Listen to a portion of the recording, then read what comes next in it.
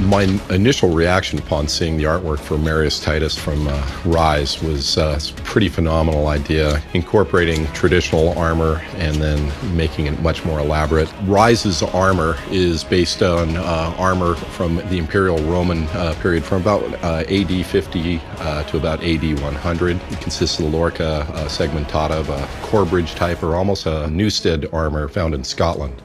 And then the helmet is an Imperial Gallic D helmet. We're making the armor predominantly out of steel. It's out of cold rolled steel, doing a nice polished finish and actually electrochemically etching a decorative border. And a lot of the pieces of armor have embossing and fluting and stuff going on it. And most of it is covered with a rolled edge of brass just to give it a decorative two-tone effect. This shield is a square shield.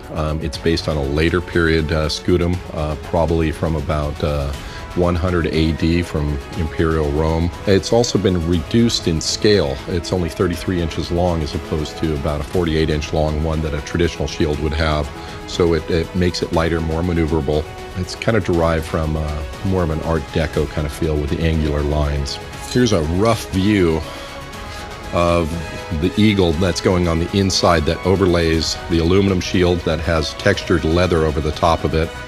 All of these little grooves on here get polished out and then in turn plated with 24 karat gold. This is an Imperial Gallic type helmet made out of 16 gauge mild steel. It's all formed up, TIG welded together, heliarc welded.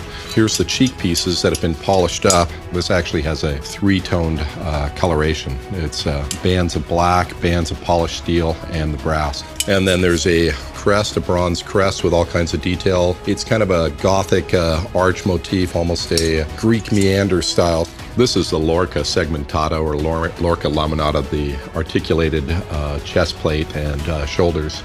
It's multiple plates. There's actually 12 plates that cover the torso and numerous plates that overlap over the shoulders. This allows a lot of flexibility and movement. This is one of the shoulder plates with the brass trim that's been polished. That'll sit up in here on the shoulder. The styling, which is these repeated arches coming through here, which is, you know, kind of a Gothic arch. This is a vambrace, which covers the forearm. There's also leather comes off of the front here. This is part of the Roman military belt, the Cingulum Militaris. So this all has all kinds of studding coming around it. This is gold leather. There's 5 panels on the front and 5 panels on the back with all kinds of decorative metalwork. I'm making a gladius, a fairly long gladius. It's almost a spatha length. The spatha is a cavalry sword, so from horseback they could take the longer weapon and hit with it.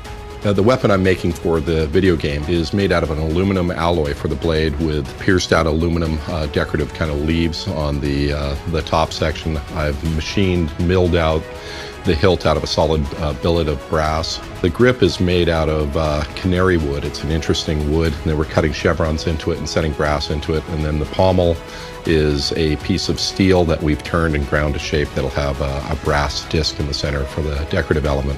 As you can see, it's a rough ground aluminum blade that flares to a wider point at the tip and then coming in for stabbing. This is how it looks in the rough form. And this is actually used in the Legio 14 Gemini Legion. So this will be electrochemically etched down the blade right through here on both sides with those markings. The gladius sword is based on a Manser Fulham type sword, which is an earlier period sword with a wider kind of flaring tip. Made that sword almost the same length as the shield to give them more range when they're stabbing.